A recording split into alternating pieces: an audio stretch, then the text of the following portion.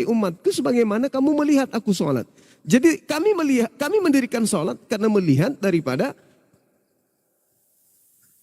penghulu kami, baginda Rasulullah Muhammad sallallahu alaihi wasallam. Nah, sementara kalau saudara berhubungan dengan kepada Tuhan saudara, menyembah misalnya dalam hari Minggu, itu mencontoh siapa ibadah hari Minggu itu? Saya kira begitu, Bung. Silakan. Napas aku. Silakan, Ustaz. Oke, Bang Juma, terima kasih ya. Jadi cara kita berhubungan dengan Tuhan tadi menurut Abang Juma ini dengan beribadah. Kalau persekutuan kita untuk menjadi satu dengan Tuhan itu sendiri dalam Al-Quran itu gimana, Bang? Gimana? Kalau kita berhubungan dengan Tuhan tadi melalui ibadah. Iya. Ya. Untuk kita melakukan persekutuan dengan Tuhan itu yang hakikatnya berbeda dengan hakikat kita ketemunya di mana, Bang? Oke. Jadi Allah Subhanahu wa taala menerangkan di dalam Al-Qur'anul Karim, sanurihim ayatina fil afaq wa fi anfusihim hatta yatabayyana lahum annahul haqq. Awalam yakfi bi rabbika annahu ala kulli syai'in syahid. Tuhan memperlihatkan kepada manusia yang berakal tanda-tanda keberadaan, kebesaran daripada Allah dari segenap penjuru alam semesta dan pada diri kita sebagai manusia. Jadi kalau kita ingin bertemu dengan Allah, sebenarnya sekarang kita udah bertemu. Kita tidak pernah terlepas dari pandangan Allah. Kita tidak pernah terlepas dari pengawasan Allah. Kita tidak pernah lepas dari sisi Allah. Allah senantiasa bersama dengan makhluknya. Nah, jadi kalau saudara mengatakan, kapan kita bisa bertemu? Sekarang kita bertemu ini. Dengan adanya kita sebagai makhluk, maka di situ ada Khalik. Dengan adanya Khalik, maka di situ ada makhluk. Tidak bisa terpisahkan. Maka manusia dan juga Tuhannya itu senantiasa bertemu. Kecuali Tuhan yang terdiri dari makhluk yang memiliki kelemahan. Kalau Tuhan yang kami sembah adalah Tuhan yang maha melihat, Tuhan yang maha menyaksikan, Tuhan yang maha teliti, Tuhan yang maha halus, Tuhan yang mengatakan bahwa aku menyatakan diriku melalui diri kalian sendiri. Nah, sekarang contoh, kenapa kita mampu berbicara? Kenapa ada yang disebut suara? Kenapa ada alat pada mulut kita yang mampu mengeluarkan suara? Lalu kenapa kemudian ada yang disebut kuping? Dari kuping ini kemudian kita bisa mendengarkan suara. Siapa yang membuat kuping ini? Siapa yang membuat suara ini? Siapa yang menggerakkan lidah ini? Siapa yang kemudian mengatur ritme suara? Apakah kita? Kemampuan dari mana itu? Kita yang buat, kita yang beli, orang tua yang kasih, atau kita pinjam di koperasi, atau kita pinjam ke bank, atau negara yang memfasilitasi. Sungguh kesemuanya itu bukan.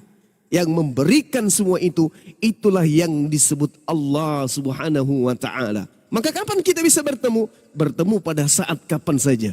Karena Tuhan itu kekuasaan yang meliputi semua aspek. Jangan kita mengatakan, wah aku nggak bertemu Tuhan nih, aku maksiat aja deh. Wah aku di dalam kamar nih, Tuhan nggak bertemu dengan saya di sini. Nggak bisa. Tidak ada tempat, tidak ada ruang, tidak ada sisi, tidak ada masa, tidak ada kesempatan di mana kita tidak bertemu dengan Tuhan. Setiap saat kita bertemu.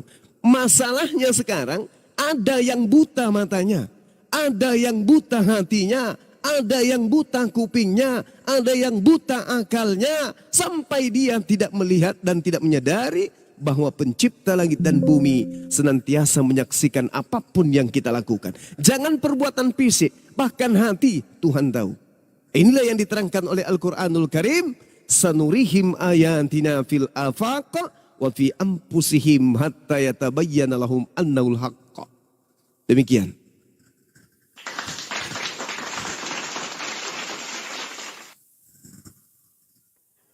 Oke, silakan. kita sapa dulu. Di sini ada, jadi kita akan sediakan 2 slot ini khusus untuk teman-teman non-muslim ya. Julius, tolong katanya stikernya masih ada, diganti stikernya Julius. Oke, sebelum Laskar kembali menanggapi Bang Zuma, kita sapa dulu nih Jalan Kebenaran. Halo, selamat malam Jalan Kebenaran.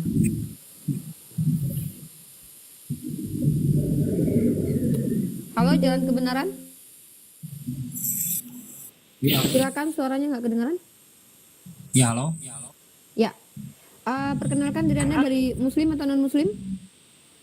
Iya, saya dari non-muslim. Dari RT1. Non-muslim. Oke, dari Ya, Katolik. Dari RT1. RT1. RT1. Silakan, ada yang mau ditanyakan kepada Bang Zuma? Di Iya, sini ini ada Pera, ada Bang Yonatan Anda, kebetulan- tapi silakan. Iya, kebetulan saya dari Kristen ya. Ya, saya dari Kristen. Ya, tapi kalau di RT1 saya masih agak ini ya. Cuma saya pengen tahu juga. Islam kok ada ajarannya kayak gini ya? Saya masih kurang paham ya. Di sini ada Ya. di Al-Mu'tad 5. Tunjukkanlah Di mana? kami jalan yang lurus. Itu artinya gimana ya? Oke. Pertanyaannya adalah apa yang dimaksud dengan ketika kami membaca surah yang artinya tunjukilah kami jalan yang lurus. Seperti itu kira-kira tanyanya. Iya benar. Ya benar Umi. Oke. Monggo. Silakan langsung saja to the point kepada Bang Zuma. Host ganti Oke. judul, kata netizen masih ada juru. Silakan Bang Zuma. Iya, masih saya ya, teman-teman sekalian. Baik. Jadi ketika kemudian Al-Quran menarasikan ihdinas siratal mustaqim. Ini adalah doa. Doa kepada pencipta langit dan bumi. Yang tadi itu, yang meneliti hati, yang memahami tentang yang gaib, yang maha melihat, lagi maha mendengarkan. Tunjukilah kami jalan yang lurus itu. Apakah kemudian kami tidak tahu jalan lurus itu? Tahu. Karena ayat selanjutnya dikatakan, jalan yang lurus itu yang minta kita ditunjukkan oleh Allah itu adalah jalan orang-orang yang kemudian diberi nikmat keselamatan oleh Allah. Jalan orang-orang yang diberi nikmat keselamatan. Bukan jalan orang-orang yang tersesat. Itu jalan lurusnya, kita udah tahu jalan lurus itu yang mana. Paham kita. Jalan lurus yang dimaksud dalam Al-Quran itu yang mana, kita sudah paham. Tapi karena ini doa, maka setiap kita ibadah, doa itu senantiasa kita lontarkan. Sama seperti doa Bapak kami. Tiap hari minta makan. Berilah kami makan pada hari ini. Apakah tidak ada makan? Di rumah Anda tidak ada makan. Kok minta makanan terus? Sama. Makanya dikatakan siratal ladzina an'amta alaihim. Yaitu jalan lurus itu malah dijelaskan jalan lurus itu. Jalan yang lurus itu adalah jalan orang-orang yang telah engkau beri nikmat keselamatan. Nikmat kebahagiaan kepada mereka. Ghairil maghdubi alaihim waladdallin. Bukan jalan mereka yang dimurkai. Dan bukan pula jalan mereka yang sesat. Oke, Kenapa Bang. demikian? Oke, Oke, saya silakan. paham. Bang. Oh. Oke. Berarti kalau meminta di situ ininya mah berarti masih sesat dong, Bang. Bukan sesat. Sekali lagi saya katakan. Di-mute setelah bertanya, Bang Jalan, biar Bang Zuma. Bagaimana ketika saudara minta makan? Berikanlah kami makanan hari ini. Apakah di rumah benar-benar nggak ada makanan? Kenapa masih minta? Bukankah sudah jelas ketika orang Kristen bekerja tanggal 1 gajian? Kenapa masih minta makan? Kenapa? Karena bisa jadi perusahaan kita bangkrut. Bisa jadi usaha kita bangkrut. Bisa jadi terjadi pemecatan. Bisa jadi terjadi huru hara. Maka apa yang kita harapkan gajian tanggal 1 bulan depan itu bisa jadi tidak terjadi. Begitu juga dengan iman kita. Bisa jadi hari ini kita taat. Bisa jadi hari ini kita ibadah. Boleh jadi kita terpengaruh. Kenapa? Karena di dalam kehidupan kita ada yang disebut iblis. Makanya Al-Quran menjelaskan kepada kami bahwa inna syaitan lakum adu fattakhizuhu aduwah. Sungguh setan itu musuh nyata bagimu. Maka perlakukanlah ia sebagai musuh. Karena sesungguhnya Setan itu hanya mengajak golongannya agar mereka menjadi penghuni neraka yang menyala-nyala. Sedangkan setan tidak pernah berhenti. Misalnya nih, hari ini Uniripa didatangi oleh setan. Wahai Uni, buka jilbabmu misalnya. Nggak usah kau pakai jilbab keluar dari rumah. Bisa jadi. Uniripa tidak tergoda. Boleh jadi. Tapi apakah iblisnya itu kemudian berhenti? Tidak. Besok datang lagi dia. Menggoda lagi. Seperti itu adanya. Sehingga hari ini iman kita kuat. Bisa jadi besok tidak kuat. Makanya Al-Quran menarasikan. Ya ayuhan nas. Kulu mimma fil ardi halalan tayyiba. Walan tattabi'u khutuwati syaitan. Janganlah kamu mengikuti langkah-langkah setan. Berarti setan di dalam menyesatkan. Tidak sekaligus. Tetapi step by step. Selangkah demi selangkah. Selangkah demi selangkah. Nah untuk itulah kemudian kami umat Islam membentengi diri dengan bersandar kepada pencipta langit dan bumi. Tunjukkanlah kami jalan lurus. Artinya apa? Bimbinglah kami agar kami tetap istiqomah di dalam menjalankan perintah-perintahmu. Kan sudah ditunjukkan tadi. Yaitu jalan orang yang engkau beri nikmat keselamatan. Bukan orang yang engkau murkai. Bukan pula orang yang sesat. Bukan pula orang yang engkau murkai dan yang durhaka kepadamu. Itu jelas itu. Sama seperti ketika kemudian Anda tahu. Di lorong sebelah rumah Anda itu ada lampu merah. Tapi ada kalanya Anda bisa menerobos lampu merah itu. Padahal Anda sudah tahu. Di situ ada lampu merah. Ada sesi, ada saat di mana Anda bisa saja menerobos lampu merah itu. Padahal kita tahu lampu merah adalah tanda berhenti. Kuning hati-hati, hijau baru jalan. Lampu merah Anda terobos. Apa yang terjadi? Apa yang terjadi? Tabrakan. Nah sekarang pertanyaannya, apakah Anda tahu bahwa lampu merah tandanya berhenti? Tahu. Kenapa Anda terobos? Karena tidak taat kepada perintah itu tadi. Nah makanya kita selalu minta dituntun supaya setiap saat upaya dalam kehidupan kita ini senantiasa bisa tunduk dan berserah diri kepada Allah. Senantiasa selalu patuh kepada lampu merah. Jangan menyalip apapun yang terjadi. Itu maksudnya Bang, silakan. Oke Bang.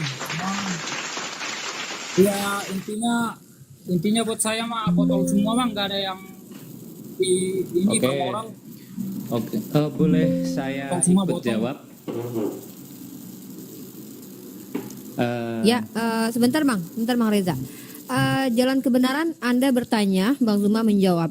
Bang Zuma tidak punya kewajiban untuk membuat Anda mengerti dan paham. Tapi kalau memang Anda mampu menyanggah apa yang disampaikan Bang Zuma, silahkan.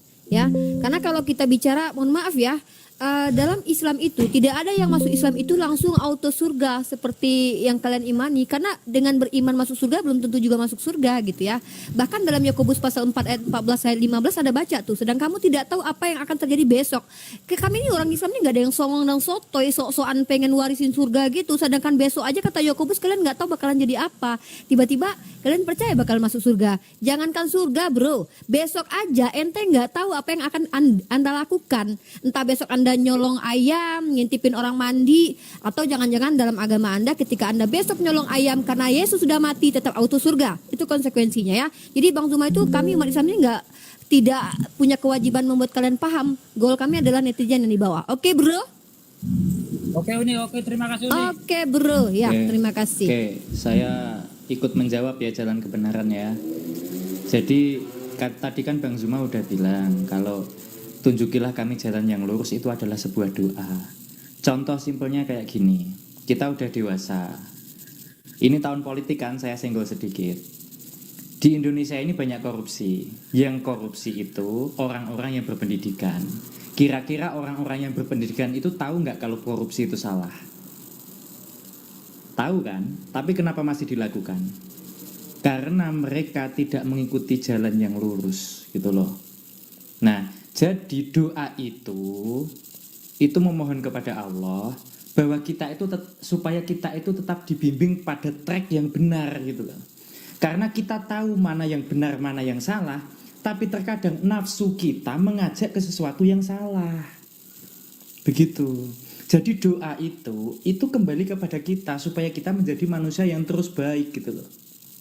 Karena pengalaman saya pribadi ya, entah Anda pernah merasakan atau tidak.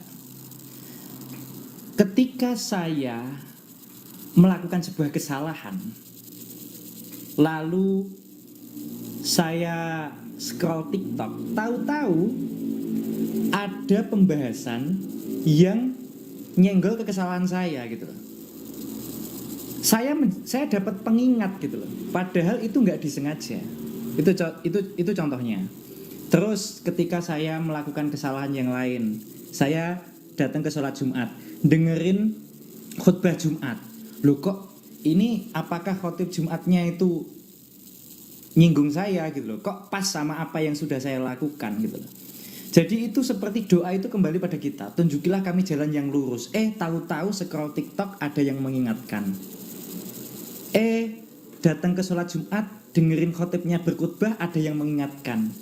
Jadi itu Allah itu menunjukkan jalan yang lurus itu dari berbagai tempat gitu loh. Karena walaupun kita tahu jalan yang lurus, itu terkadang itu kita tersesat. Karena apa? Karena kita mengikuti nafsu kita. Jadi doa yang dimaksud dengan Bang Zuma itu tadi, yaitu memohon agar kita itu selalu diberi peringatan gitu loh. Gitu loh Mas, jalan kebenaran. Hanya karena doa tunjukilah kami jalan yang lurus, itu bukan berarti kita itu nggak tahu jalannya. Oke, siap. Oke, Bang Reza, terima kasih. Oke, sebelum ke Laskar, silakan jalan lurus, ada yang mau ditanggapi? Jalan kebenaran ya, saya mau bertanya lagi ya. Sorry, jalan kebenaran. Silakan, ada yang mau ditanyakan lagi? Bang Reza di mute dulu, Bang calon presiden di mute noise. Oke, silakan. Nah, kalau untuk di agama Kristen kan udah ada mujizatnya tuh, bahwa Tuhan Yesus sudah membuktikan bahwa dia turun ke dunia untuk menebus dosa umat manusia. Kalau di kepercayaan kalian, apa salah satu contoh mujizatnya ya Allah kalian gitu? Oke, silakan Bang Zuma. Apa mukjizat Allah Bang Zuma? Waktu dan tempat, silakan Bang Zuma.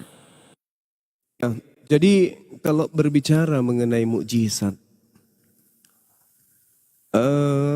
kita harus menggunakan logika sehat, ya, bahwa apa yang terjadi kemudian di atas muka bumi ini yang disebut mukjizat, itu rananya bukan ranah Tuhan yang melakukan, dalam arti kata yang mempraktekkan, tetapi Nabi.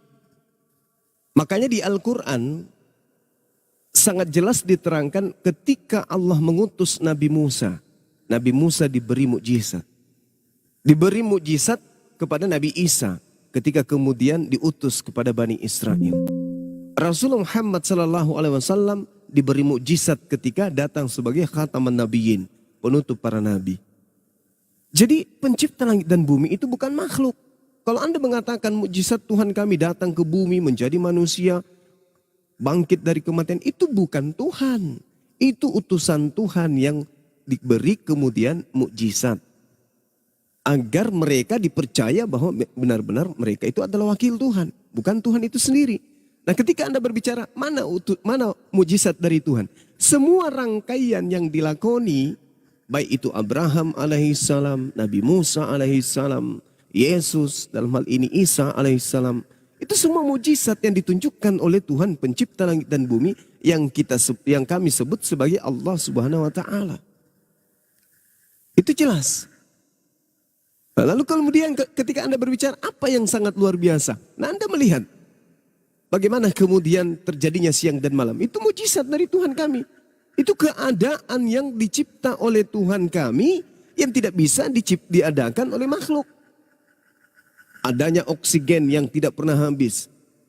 Ya, terjadinya kemudian hujan, terjadinya tumbuh-tumbuhan, hewan, mati anaknya, lahir anaknya kembali. Buah-buahan sudah dipetik, berbuah lagi kembali, nggak ada habis-habisnya. Itu mujizat, kejadian luar biasa yang manusia tidak bisa lakukan. Nah, jadi kalau mau berbicara mengenai mujizat sampai percaya kepada adanya Tuhan, kami menang dalam hal ini. Kenapa? Setiap yang terjadi di alam semesta ini, kami sandarkan bahwa ini adalah perbuatan yang seisin dari pencipta langit dan bumi, yang kami sebut hakikat maha suci lagi maha tinggi. Demikian. Maaf, kalau untuk alam semesta kan itu kan udah ada di abad pertama. Kalian kan ada di abad ke-7. Gimana ininya? Gak nyambung. Botol semua gimana sih? Maksudnya gimana Bang? Ya kalau umat muslim kan adanya kan di abad ke-7. Kalau Kristen kan di abad pertama, berarti alam semesta bumi udah tercipta, gimana dong? Tuhan itu tidak ada awalnya. Tuhan itu tidak ada akhirnya. Kalau itu yang Anda jadikan sandaran, berarti lebih dulu Yahudi daripada Kristen. Gimana dong? Berarti agama Anda salah dong. Karena Anda lebih Yahudi, lebih duluan. Gimana dong? Gimana Duluan dong jalan kebenaran? Duluan mana agama Yahudi daripada agama Kristen? Kan lebih duluan Yahudi. Masalahnya yang Anda harus pahami di sini adalah Tuhan kami itu maha menyaksikan. Tuhan kami maha melihat. Oh, dari Tuhan situ Bang, udah asumsi botol lu Bang, gak ada ininya. Masa lu abad ke-7 menciptakan bumi? Bahasanya Maksudnya- nggak perlu botol-botol gitu. Maksudnya gimana? Maksudnya gimana? Coba Anda tunjukkan begini. Ya dari secara logika Bang. Oke, Dia kan, baik. lu bilang diciptain Baik, abad oke. pertama aja, di abad pertama aja bumi udah ada. Masa lu bilang tadi Oke. di abad ke-7 diciptain lagi sama Allahmu? Gak nyambung. Oke, baik. Baik. Jadi kalau Tuhan yang datang kepada Nabi Musa mengatakan akulah pencipta langit dan bumi. Terus kemudian Tuhan yang datang kepada Nabi Musa menyatakan diri kembali kepada baginda Rasulullah Muhammad SAW bahwa akulah pencipta langit dan bumi. Menurut saudara, di situ ada berapa Tuhan?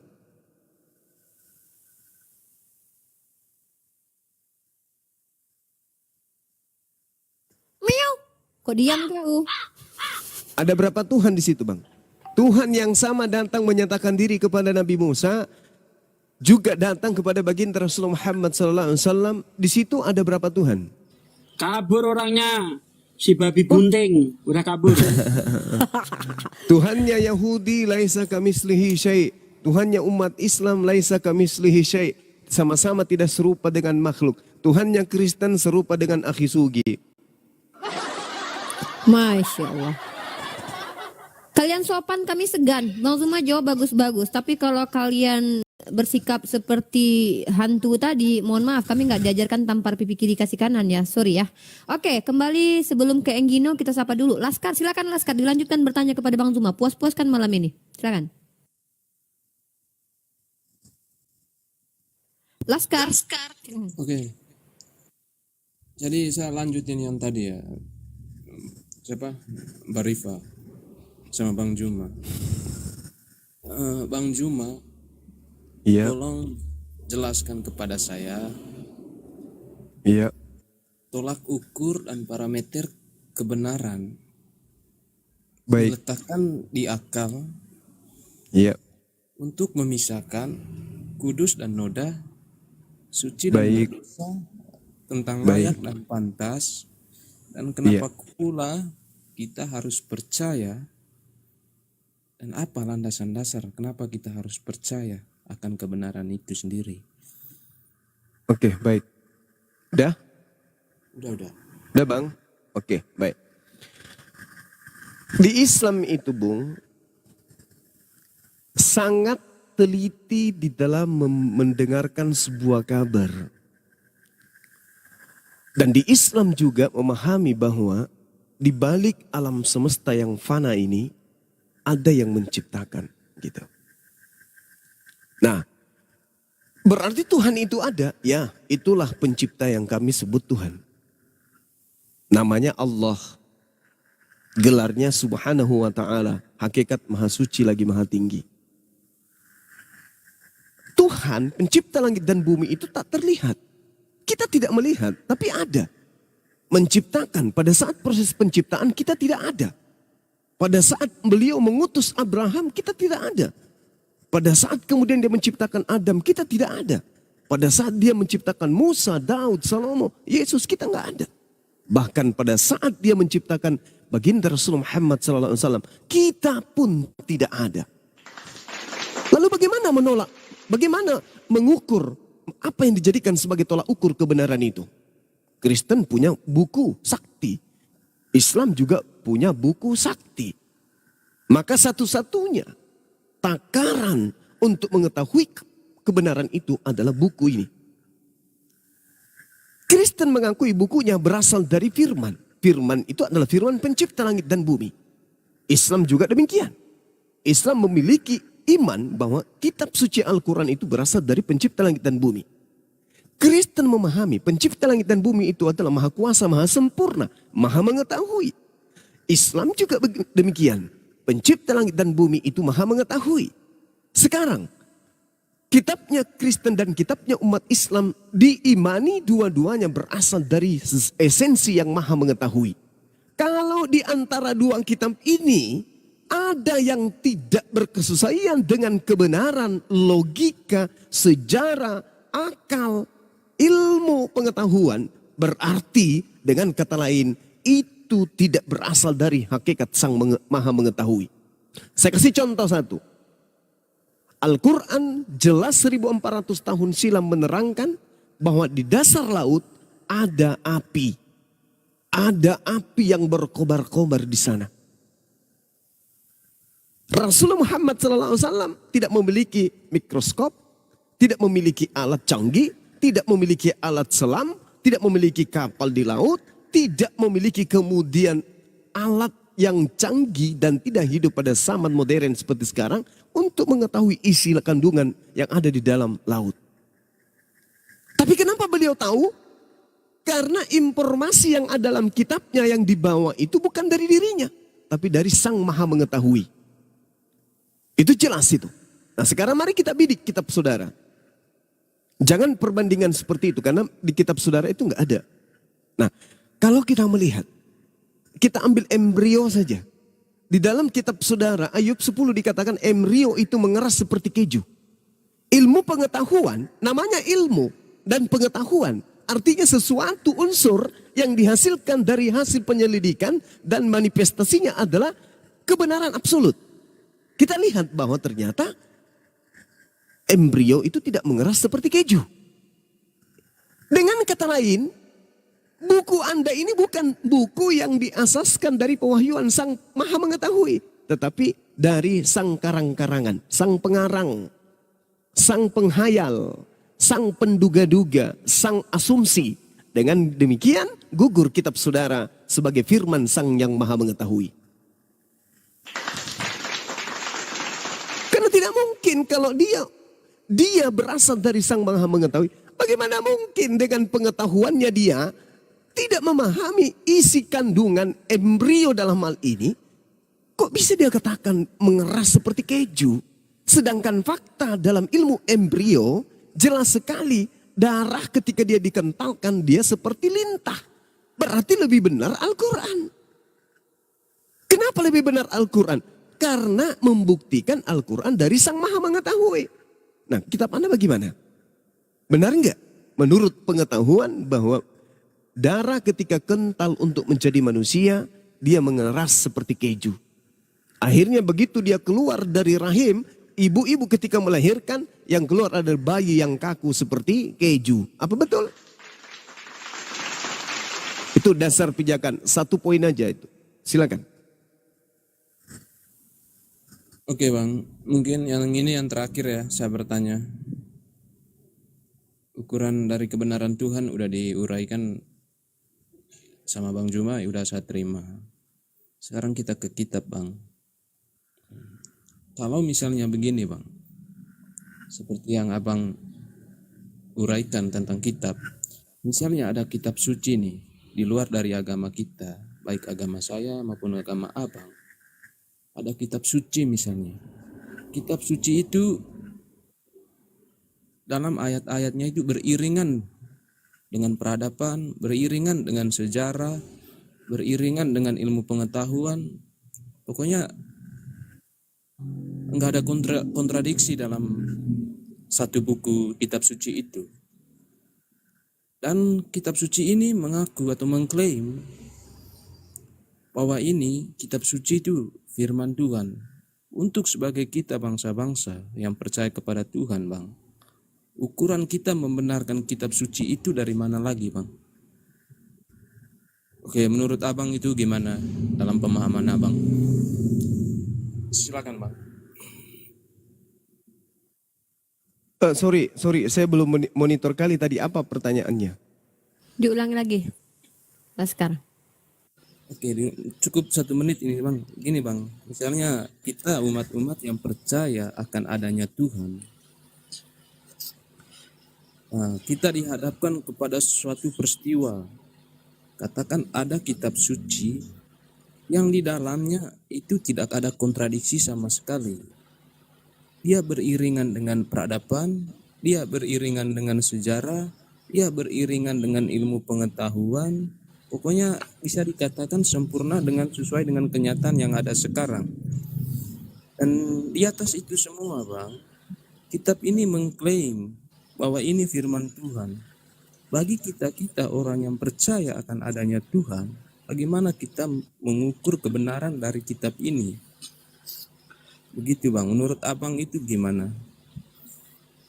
Ya, justru itu tantangan. Justru itu tantangan. Al-Quran menarasikan dengan sangat jelas, kalau sekiranya Al-Quran itu berasal dari manusia, maka tentu akan terdapat kesalahan di dalamnya. Akan banyak kontradiksi di dalamnya.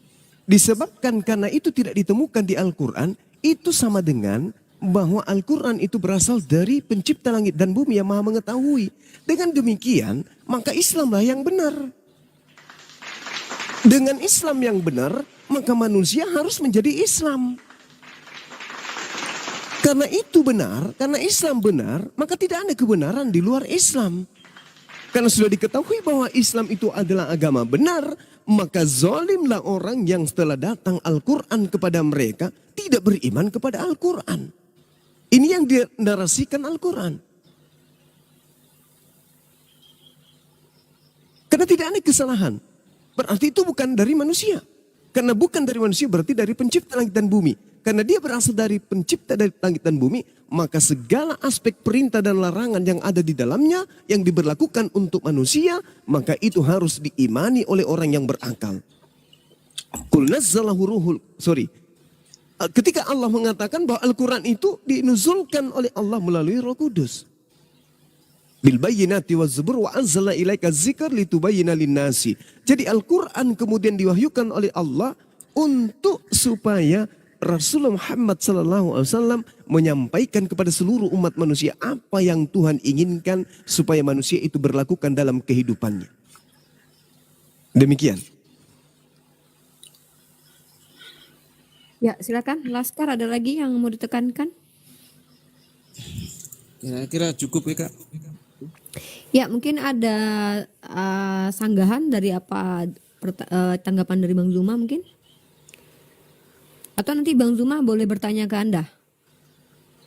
Boleh. Oke, silakan Bang Zuma. Baik, terkait dengan materi yang sama ya, saudara ya. Di dalam kitab saudara, misalnya saya ambil satu data di dalam Yohanes 17 nomor 8. Segala firman yang engkau berikan kepadaku telah aku sampaikan kepada mereka, dan mereka percaya bahwa engkaulah yang telah mengutus aku. Kalau firman yang diterima oleh Yesus telah disampaikan kemudian oleh Yesus sebelum dia terangkat ke langit, berarti ada murid. Kalau misalnya memang harus berbentuk sebuah kitab, maka ada murid yang sezaman dengan Yesus yang menuliskan kemudian firman-firman yang Yesus terima dari pencipta langit dan bumi tanpa harus melakukan penyelidikan, tanpa harus kemudian menerima lagi Roh Kudus, tanpa lagi harus menerima kemudian jiplakan dari teman-teman yang lain. Kenapa? Karena pada saat Yesus menerima firman dan pada saat Yesus menyampaikan firman, dia punya murid. Kalau ajaran itu memang harus disampaikan sampai ke penjuru dunia, sampai akhir zaman, maka wajib hukumnya buku itu sudah dituliskan atau dihafalkan pada masa Yesus itu masih hidup. Dan kalau buku itu, firman-firman itu disajikan kemudian oleh Yesus hanya dalam waktu kurang lebih 2 tahun, maka jelas buku itu pasti hanya 1. Tidak 2, tidak 3, apalagi 14 buku, apalagi 16 buku, apalagi 70 buku. Karena hanya dalam kajian 3 tahun lebih Yesus menerima firman, di mana Yesus mengajarkan firman tersebut. Rasulullah Muhammad SAW menerima firman 22 tahun. Kitabnya cuma satu. Yesus mengajarkan 3 tahun. Kitabnya bergejibun. Paulus 14 buku. Yohanes 1, Yohanes 2 dan seterusnya. Ini dari mana semua ini? Maka pertanyaan saya kepada saudara. Segala firman yang Yesus terima pada saat Yesus diutus kepada Bani Israel. Itu dituliskan oleh siapa? Dan dikumpulkan oleh siapa? Dan apa nama kitabnya? Silakan.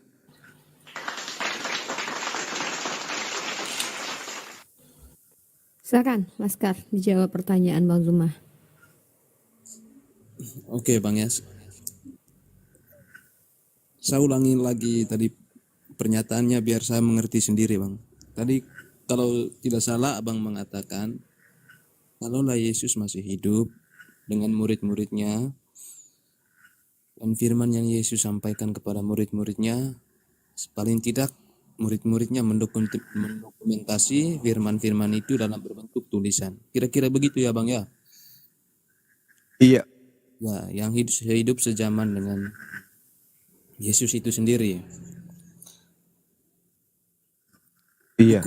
Ukuran untuk mengetahui itu Bang, makanya saya membenarkan penyelidikan dengan mendapatkan semua tulis-tulisan dari kesaksian dari rasul atau murid-murid Yesus itu sendiri.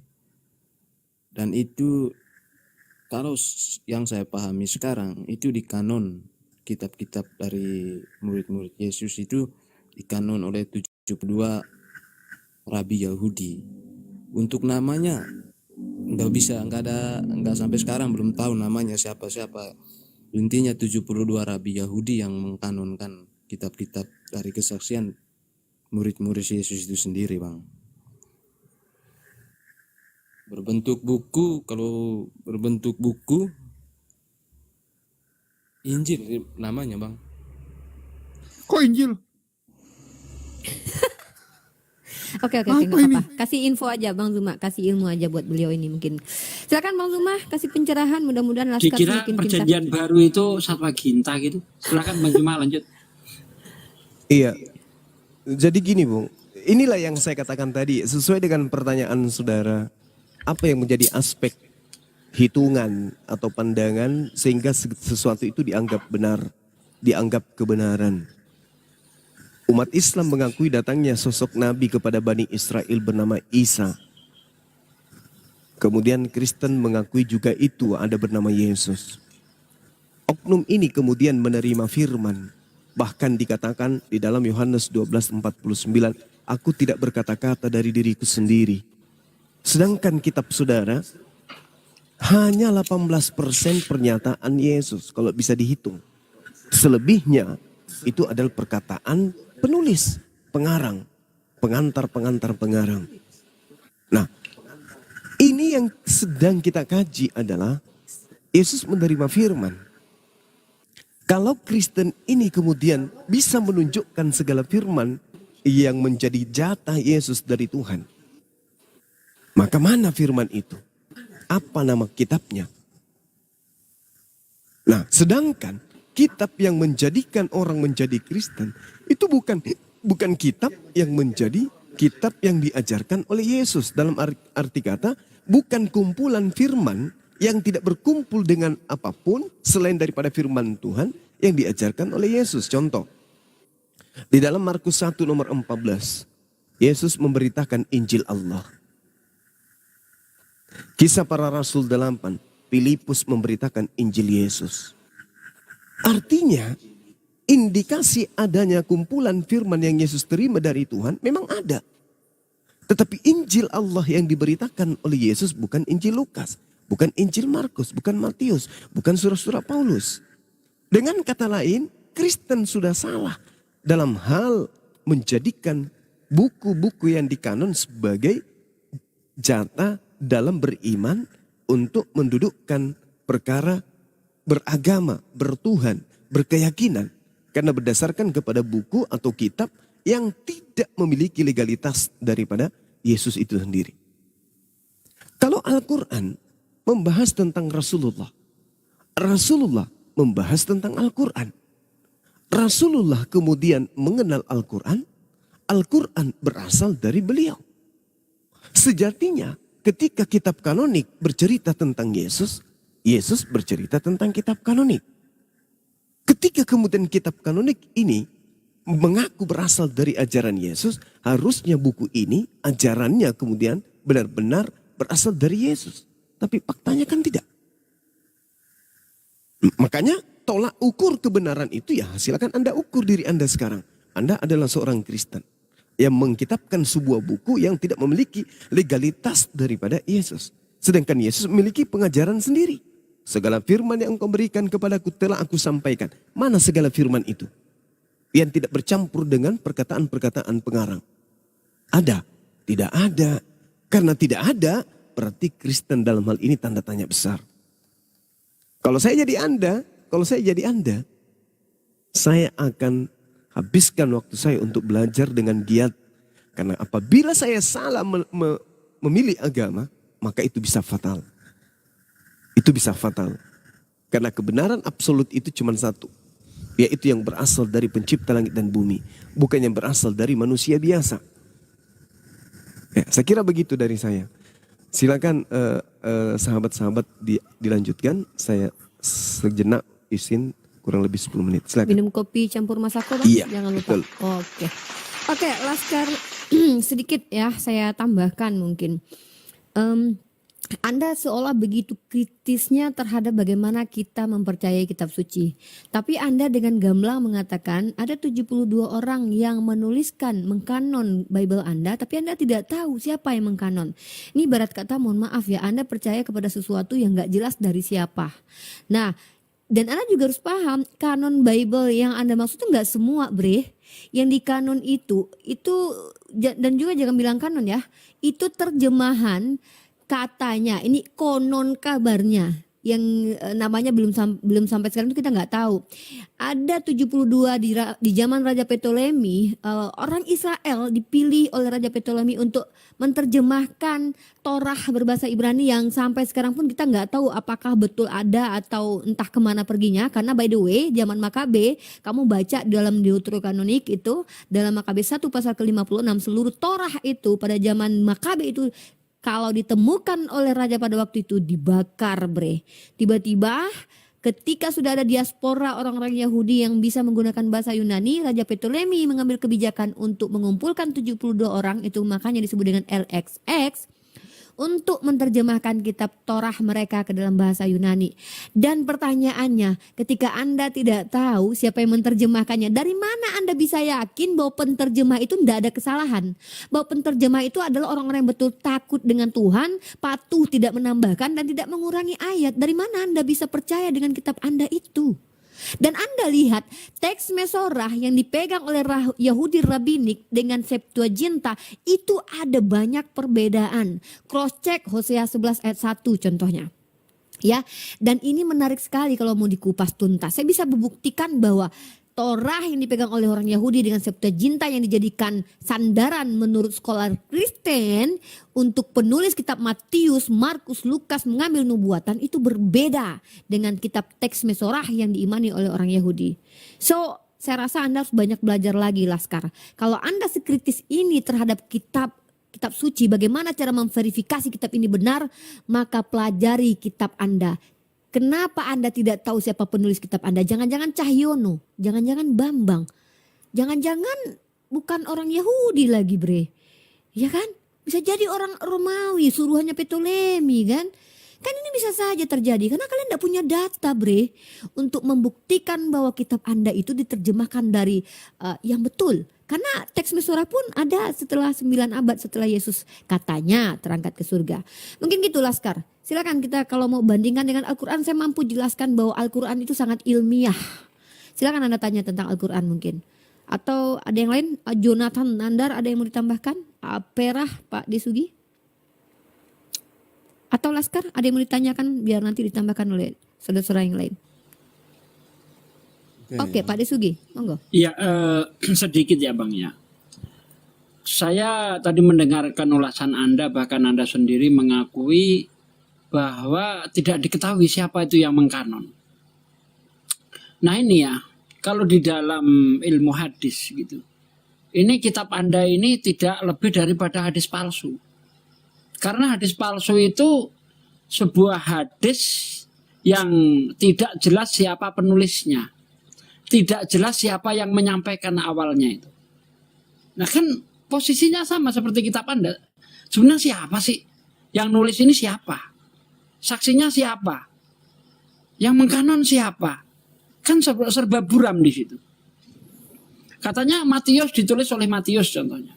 Tapi setelah saya cek di dalam Matius 9 ayat 9, di situ diceritakan ketika ketika Yesus bertemu orang yang bernama Matius yang sedang duduk di rumah cukai, Yesus berkata kepadanya, "Hai Matius, ikutlah aku." Maka berdirilah ia mengikuti dia. Ini kalau akal kita masih sehat, ini tidak mungkin ditulis oleh Matius. Tidak mungkin seorang penulis ya Matius itu memakai kata ganti untuk orang ketiga. Katanya itu adalah kata ganti milik untuk orang ketiga. Ya kan? Nah, yang logis adalah ada orang bercerita tentang Matius ketika ditemui Yesus. Itu baru logis. Tapi kalau dikatakan itu adalah tulisan Matius, itu jelas tidak logis. Karena bagaimana mungkin Matius bercerita tentang dirinya sendiri atau Matius bercerita tentang Matius. Nah, di sini yang saya melihat Bible itu kurang mantap lah kalau dikatakan kitab suci begitu. Itu dalam pandangan Islam kalau kita lihat dengan ilmu hadis. Ya, clear Pak Deh? Sudah, oke. Silakan Laskar, ada yang mau ditanggapi dari argumen kami? Silakan. Ya, tadi saya mengatakan Injil ya. Kenapa saya masih mengatakan Injil tadi? Karena masih dibawa kendali oleh murid-muridnya Yesus sendiri. Belum ke karangan belum ke karangan rasul-rasul di luar itu. Makanya saya mengatakan Injil dulu. Karena belum dikanon. Kan Yesus itu kan Injil itu sendiri, dan yang disaksikan Injil itu adalah murid-murid Yesus. Makanya saya sebatas mengatakan itu masih Injil. Sesudah itu kan berkembang. Ada kitab-kitab lain seperti Kisah Para Rasul dan teman-temannya atau rasul-rasul lain kan menulis, termasuk karangan. Kalau di Injil Termasuk itu sendiri, karangan Matius, karangan Lukas kan udah jelas, udah ada indikasi pihak ketiga kan begitu. Ya setidaknya Anda sadar kalau itu karangan, nggak apa-apa. Oke, lanjut. Ya, karangan dalam arti begini, bukan karangan merubah-rubah ayat, bukan karangan yang maksudnya ada pihak ketiga seperti yang Bang Sugi jelaskan. Ya, masih bisa diistilahkan menduplikat begitu. Makanya ada karangan Lukas, karangan Matius, karangan Markus atas Injil. Pertanyaan singkat saja Laskar, ketika dalam kitab karangan Matius atau Lukas dituliskan silsilah Yesus, menurut anggapan orang bahwa Yesus itu anak Yosef, menurut Anda anggapan orang itu benar atau salah? Kalau anggapan orang yang menulis itu bukan anggapan dari dirinya sendiri, dia Bukan, Anda baca dulu. Anda sudah baca belum ayatnya itu? Saya tunjukin ya. Kalau Anda baca silsilah Yesus dalam kitab Lukas ya, saya bukakan ayatnya ya. Oke. Menurut anggapan orang, ayat Lukas 1 ya Pak Dea? Lukas 3. Oh, Lukas 3 ayat 23. Nah, saya bacakan, mungkin saya perlihatkan kepada Anda biar kami ini tidak dibilang tepu-tepu ya, karena saya tidak mau umat Islam itu, kami itu berdata, berdalil kami itu, bukan berdalih. Oke. Jadi saya tunjukin di sini. Ini salah satu kasus saja ya, kita contohkan ya, dan ini kasus paling ringan yang bisa saya kasihkan kepada Anda. Jul, besarkan sebentar Jul. Bang Julius. Jangan tidur Jul, kukik juga si Julius. Oke, di sini Anda lihat ya, saudaraku Laskar Surgawi. Semoga ini Anda betul-betul memfungsikan kognitif Anda ya. Semoga bermanfaat apa yang diberikan Tuhan, yaitu akal Anda. Ketika Yesus memulai pekerjaannya, ini kan Lukas menurut pemahaman kalian yang menulis. Jadi ini Lukas yang sedang membuat sudut pandang. Ketika Yesus memulai pekerjaannya, ia berumur kira-kira 30 tahun dan menurut anggapan orang. Ini kalau Anda bilang menurut anggapan Lukas, harusnya bukan menurut anggapan orang, tapi menurut anggapan saya. Tapi ini di sini diksinya adalah menurut anggapan orang. Pertinyi ini, saudari, orang ini siapa? Tetangga Yesus? Orang yang nyunat Yesus?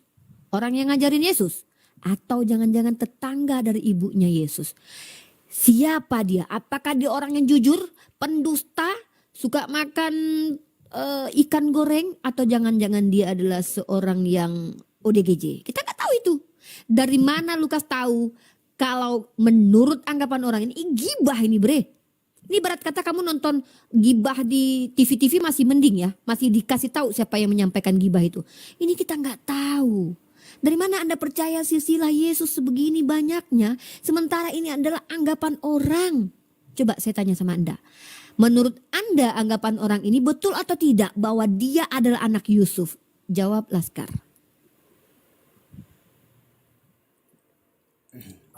Kalau menurut saya, mungkin anggapan orang mungkin ya, karena nggak bisa dibuktikan bahwa orang itu seperti yang Mbak Riva katakan, orang seperti itu, karena nggak ada buktinya bahwa orang itu orang seperti itu. Ya dibenarkan. Ya, so Anda masih menerima kitab suci, pandangan orang yang Anda tidak tahu siapa yang memberi sudut pandang, siapa yang berpendapat. Anda masih menerima hal itu? Ya masih menerima, karena nggak ada. Apa alasannya? Jadi kalau seandainya Anda dapat informasi, tidak ada penulisnya, tidak tahu siapa yang memberi informasi dan Anda terima. Zaman sekarang itu kita saja, bre, zaman sekarang menyebarkan video walaupun kita sudah tahu siapa penyebar videonya, dan bahkan itu bisa saja adalah hoax. Apalagi Anda tidak tahu gitu loh siapa penulisnya. Gimana dong? Kata Bang Zuma tadi, gimana dong? Mengukur sebuah kebenaran itu harus dikonfirmasi. Kalau siapa kita yang punya menganggap otoritas, bre? Coba ini dibandingkan dengan Matius 1 itu. Kalau di Lukas tadi itu kan kakeknya Yesus namanya Eli. Sementara kalau kita lihat di dalam Matius 1:21 ya kalau nggak salah. Oke, ya. Itu nama kakeknya Yusuf. Yakub. Sebenarnya masalahnya bukan itu saja, bre, Laskar ya. Masalah dalam silsilah Yesus ini banyak sekali mengandung polemik. Ini Lukas yang bilang bahwa di sini dikatakan menurut anggapan orang bahwa Yusuf itu dia adalah anak Yusuf. Padahal dia bukan anak Yusuf. Dia itu hasil dari Roh Kudus menurut iman kalian. Tapi ditulis bahwa menurut anggapan orang dia adalah anak Yusuf. Jadi ini jelas-jelas salah karena dia bukan anak Yusuf. Tapi kesalahan orang dimasukkan ke dalam kitab Anda. Anggapan orang, kira-kira dari orang lain dimasukkan menjadi kitab suci, bayangkan. Dan itu diabadikan menjadi silsilah Yesus. Padahal ini anggapan orang. Dia dianggap anak Yusuf, padahal dia bukan anak Yusuf. Nah, kemudian kalau kita lihat dalam Matius pasal 1 nomor 1-17. Inilah silsilah Yesus Kristus anak Daud, anak Abraham. Kalau kita lihat sampai ke sini ya, yang mengerikan adalah kakeknya di sini. Yesus. Di sini Yakub itu adalah bapak Yusuf. Yakub bapaknya Yusuf. Yakub memperanakan Yusuf. Nah, kalau kita lihat di ayat di Lukas, kakeknya Yusuf itu bukan Yakub. Siapa? Eli lama sabaktani, jangan-jangan enggak ya? Enggak kayaknya ya. Kenapa ini kok bisa beda nama bapaknya Yusuf? Kenapa, bre? Dan Anda percaya dengan dua informasi yang berbeda dan gak tahu lagi siapa yang memberikan informasi. Saya sampaikan, kalau saya terima informasi gak tahu yang kasih informasi, saya tolak, bre. Tapi ya, terusan Anda lah. Gimana? Bang Zuma sudah monitor, Bang Zuma? Bang Zuma. Miniatur Bang Zuma. Lagi fitness. Lagi fitness. Oke, silakan Laskar. Mungkin bisa ngobrol-ngobrol dengan Perah mungkin. Silakan. Laskar, gue mau curhat dong, boleh nggak, Laskar? Sebentar ya. Ini Iya boleh. Pada situ tadi ukuran itu tadi seperti yang Mbak Riwa katakan itu Putus Tatsugi. nggak bisa di ini. Mbak Riwa juga nggak punya landasan kuat untuk menolak itu. untuk bisa Saya punya. membuktikan Saya punya. anggapan-anggapan itu salah. Si Pera punya dia. Coba Pera jelaskan apa alasan kuat untuk menolak. Landasan kuatnya adalah terjadinya kontradiksi itu. Satu mengatakan kakeknya Yesus Eli, yang satu mengatakan kakeknya Yesus adalah Yakub. Itu yang membuat kuat landasannya, Bang. Saya punya. Saya mau nambahin. Oke, silakan. Oi. Ini Laskar, itu yang anggapan-anggapan orang itu tuh gini loh. Lu kan, ini kan kita bicara Yahudi ya. Kita bicara Yahudi. Terus kenapa ini orang Yunani David mute dulu David. Sorry. Biar Iya. suaranya Pera kedengaran. David mute dulu David. Kenapa ini orang-orang Yunani ini kok pada sok tahu gitu sama ceritanya orang Yahudi ini gitu. Ini orang Yunani ngasih namanya Yesus lagi. Orang Yunani ngasih nama agamanya Kristen.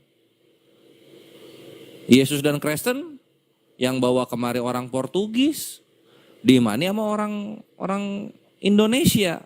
Nah disitulah kok anggapan orang dipakai jadi keimanan. Kenapa perkataan-perkataan orang, gosip-gosip orang Yunani di abad pertama dijadiin keimanan gitu.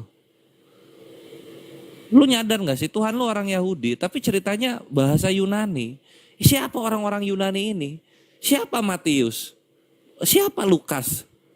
Mana ada orang Yahudi abad pertama ngasih nama anaknya itu Matius, belakangnya, Lukas. Orang Yahudi kalau ngasih nama anak Hahu, Eliyahu, Yesayahu, Yehosua, gitu loh. Apa ini keimanan apa ini? Terus lu mengagung-agungkan di Indonesia gitu. Gue sebagai orang yang nabinya dibangkitkan di Arab, maka bahasa yang digunakan Arab, bahasa sucinya, ketawa lihatnya. Lu apa nih ngomongin sok-sok filsafat? Itu kan orang Yunani yang nyeritain orang Yahudi. Kok diimani? Itu sih simpelnya tuh gitu loh. Belum lagi apa namanya? Satu lagi ya. Diajarkan Tuhan lahir ke dunia. Dari sekian banyak cara Tuhan turun ke bumi, kenapa lewat vagina gitu loh. Ini rahimnya segede apa ini wanita sampai bisa menampung Tuhan gitu. Tidak ada yang bisa melihat Tuhan. Tuhan kalau melihat Tuhan akan mati gitu. Lah itu dagingnya yang dibilang Yesus ini kok bisa nampung Tuhan? Ya iya karena tiada yang mustahil bagi Tuhan. Ya kalau gitu ngapain Tuhannya pakai daging manusia untuk turun ke bumi? Jadi nabrak-nabrak ke logika gua. Ini agama apa ini? Apa sih yang mau disampaikan gitu? Menebus dosa lagi, nebus dosa. Oke, nebus dosa, kematiannya, siap. Diapain matinya? Disalib, oke. Berapa lama di atas kayu salib sampai penebusan dosa itu tertebus semua manusia? 3 jam. 3 jam doang disalib semua dosa manusia ketebus. Lah ngapain Tuhan turun anjir 3 jam doang disalib. Jam 12 disalib, jam 3 meninggal. Ngapain Tuhan turun kalau cuma kayak gitu? Lu kasih aja orang yang belum makan seminggu terus disalib. 3 jam juga mati. Mati kok 3 jam manusia. Terus yang menarik berikutnya apa? Iya, tapi kan dia bangkit lagi. Lah semua orang kalau disalib cuma 3 jam ya bangkit-bangkit juga bre. Gua aja disalib ya, gue disalib sehari gitu. Terus gue diturunin, terus gue ditidurin di goa ya, bangkit gue. Saya hidup lagi. Aduh bolong tangan, betadin mana betadin. Perkara salib 3 jam dielu-elukan sebagai Tuhan. Apalah kawan-kawan. Goa lagi. Yang kocak 2 Petrus 2 nomor 4. Di dalam goa-goa ada malaikat yang berbuat dosa. Lah ngapain Tuhannya bangkit di tempat malaikat berbuat dosa? Ini kemana-mana nabrak gue bilang. Gitu loh kalau gue boleh curhat ya. Itu sih paling. Thank you. Terima kasih. Silakan Julius mau ini dulu Julius. Silakan Julius. Oke, saya promo bentar. Bagi teman-teman yang mau beli kaos Apologet, ya kita ada beberapa seri ya. Ada Bang Zuma yang ini, terus ada Bang Zuma yang lain lagi, yang saya lagi nggak pegang barangnya. Terus kita punya hoodie juga. Selain hoodie kita juga punya yang namanya sweater. Tunggu, mana sweater kita? Sweater kita masih dalam tahap produksi, di mana dia punya gambar nanti akan seperti ini ya teman-teman. Tunggu. Tunggu bentar. Hang. klik keranjang Ya, bagi kuning. teman-teman yang mau beli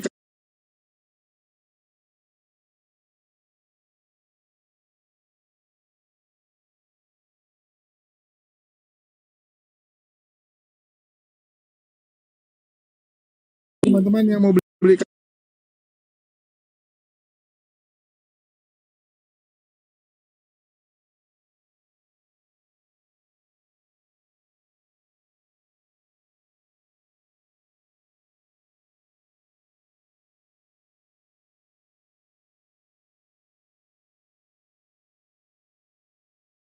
Oke, Bang Zuma sudah monitor?